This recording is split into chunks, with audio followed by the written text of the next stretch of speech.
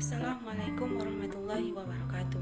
Puji syukur atas kehadiran Allah Subhanahu wa taala yang mana Dia telah memberikan rahmat beserta karunia-Nya untuk kita semua. Sholawat beriringkan salam, tak lupanya kita mengirimkan sepotong doa kepada Nabi Muhammad Rasulullah SAW yang berlafazkan doa Allahumma sholli ala Sayyidina Muhammad wa ala ali Sayyidina Muhammad. Yang saya hormati dosen pembimbing saya yaitu Dr. Siti Ainin Liustri SPD MHUM. Dan perkenalkan, nama saya Nur Azizah, NIM 22003123 dari Departemen Pendidikan Luar Biasa. Baiklah, video ini saya buat untuk memenuhi tugas ujian tengah semester Bahasa Indonesia. Baiklah, materi yang saya angkat pada kesempatan kali ini ialah kalimat dasar. Apa sih yang kita bahas dalam kalimat dasar ini? Yaitu, apa itu kalimat dasar? Apakah ada hakikatnya? Apakah ada unsur-unsurnya? Selanjutnya, apakah itu pola-pola kalimat dasar? Apakah ada jenis-jenisnya? Dan apakah ciri-cirinya? Baiklah, saya akan menjelaskan itu semua pada video ini. Baiklah, penjelasan materi pertama adalah hakikat kalimat dasar. Kalimat adalah bahasa kecil dalam wujud lisan ataupun tulisan yang mengungkapkan pikiran yang utuh, yang mana dalam wujud lisan diucapkan dengan suara naik dan turun, sedangkan dalam bentuk tulisan dimulai dengan huruf kapital dan diakhiri dengan tanda titik, tanda tanya, atau tanda seru. Mengacu kepada hal tersebut, kalimat memiliki unsur-unsur pembentuknya agar membentuk sebuah makna yang tepat. Unsur-unsur kalimat membantu pembaca atau pendengar untuk memahami kalimat dengan baik. Dengan syarat, unsur-unsur membentuk kalimat tersebut disusun dengan aturan dan teratur sehingga membentuk makna yang tepat.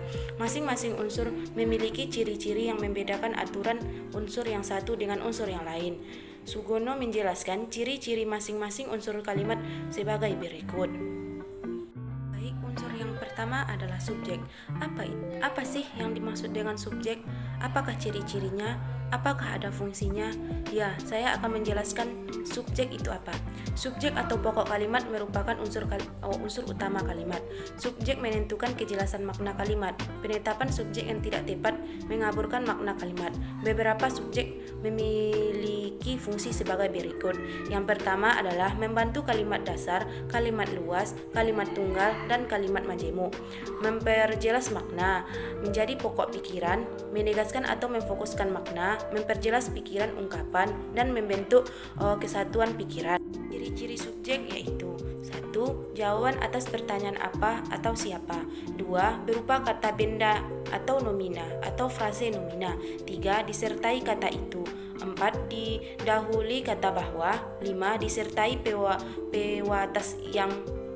Dan 6. Tidak didahului proporsi seperti di, dalam, kepada, bagi, untuk, dari, menurut, berdasarkan, dan lain-lain. Unsur yang kedua adalah predikat. Apa sih yang dinamakan dengan predikat? Apa fungsi predikat? Dan apa ciri-cirinya? Keberadaan predikat dalam kalimat berfungsi untuk 1. Membantu kalimat dasar, kalimat tunggal, kalimat luas, kalimat majemuk. Yang kedua, menjadi unsur penjelas, yaitu memperjelas pikiran atau gagasan yang diungkapkan dan menentukan kejelasan makna kalimat. Yang ketiga, menegaskan makna. Yang keempat, membentuk kesatuan pikiran. Dan yang kelima adalah sebagai sebutan.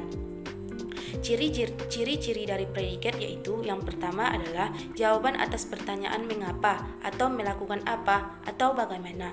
Yang kedua adalah berupa kata adalah atau ialah. Yang ketiga dapat diingkarkan dengan tidak atau bukan. 4. Dapat didahului keterangan aspek yaitu akan, sudah, sedang, selalu, dan hampir.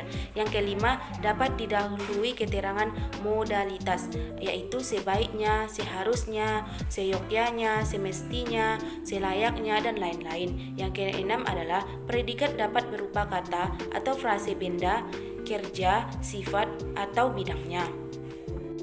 Unsur yang ketiga adalah objek. Apa sih fungsi dari objek dan apa ciri-cirinya?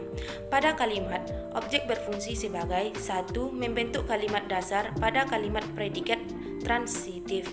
Yang kedua, memperjelas makna kalimat. Dan yang ketiga, membentuk kesatuan atau kelengkapan pikiran. Ciri-ciri dari objek yaitu berada langsung di belakang predikat. Yang kedua, dapat menjadi subjek pada kalimat pasif. Yang ketiga adalah tidak didahului kata depan. Unsur yang keempat adalah pelengkap. Apa sih yang dinamakan dengan pelengkap itu dan apakah ciri-cirinya? Pelengkap adalah unsur yang berfungsi melengkapi informasi, mengkhususkan objek, dan melengkapi struktur kalimat. Pelengkap dapat berupa frase nomina, verba, adjektif, atau properti, atau klausa. Letaknya langsung di belakang predikat bila tidak ada objek. Ciri-ciri dari pelengkap yaitu: 1. Terletak di belakang predikat. Yang kedua, tidak didahului proposisi. Yang ketiga, kategori katanya dapat berupa benda, kata kerja, atau kata sifat. Yang terakhir atau yang kelima adalah keterangan. Apa sih yang dinamakan dengan keterangan itu dan apa ciri-cirinya? Keterangan adalah unsur yang fungsinya menerangkan seluruh fungsi kalimat atau unsur kalimat tertentu dalam kalimat. Dengan perkataan lain, keterangan merupakan unsur kalimat yang memberikan informasi lebih lanjut tentang suatu yang dinyatakan dalam kalimat. Misalnya, memberi informasi tentang tempat, waktu, cara, sebab, dan tujuan. Keterangan ini dapat berupa kata frase atau anak kalimat. Ciri-ciri dari keterangan yaitu bukan unsur utama, posisi keterangan tidak terkait atau dapat berpindah-pindah, dapat berupa keterangan waktu, tujuan, tempat, sebab, akibat, syarat, cara, dan penggantian nomina, dapat berupa keterangan tambahan, dapat berupa posisi. Baiklah, penjelasan yang kedua yaitu mengenai pola kalimat dasar. Apa sih yang dinamakan dengan pola kalimat dasar itu? Alwi mendefinisikan kalimat dasar sebagai kalimat yang terdiri atas satu klausa dan memiliki unsur-unsur kalimat yang lengkap dan beraturan, serta tidak mengandung pertanyaan atau pengingkaran. Selain itu, dijelaskan bahwa kalimat dasar adalah kalimat yang belum mengalami perubahan. Lebih lanjut, Suegono menjelaskan bahwa kalimat dasar adalah kalimat yang berisi informasi pokok dalam struktur kalimat. Ada 4 pola kalimat dasar. Yang pertama yaitu kalimat dengan pola SP. Kalimat dengan pola ini terdiri dari unsur subjek dan predikat saja. Kedua unsur ini dimasukkan sebagai bagian kalimat, maka tergolong sebagai kalimat dasar dengan pola SP. Misalnya, ayah sedang membaca. Ayah sebagai subjek dan sedang membaca sebagai predikat. Dia bijaksana, dia sebagai subjek dan bijaksana sebagai predikat. Mengacu kepada ciri-ciri masing-masing unsur kalimat makna SP dalam kalimat bisa berbentuk kata atau frase nomina atau adjektiva. Baiklah, pola yang kedua adalah kalimat dengan pola SPO. Kalimat dengan pola yang menggunakan 3 unsur kalimat ini termasuk pola dasar kalimat jika tidak ada penambahan atau perubahan urutan dari masing-masing unsur kalimat tersebut. Pola kalimat ini terdiri dari unsur subjek, predikat, dan objek.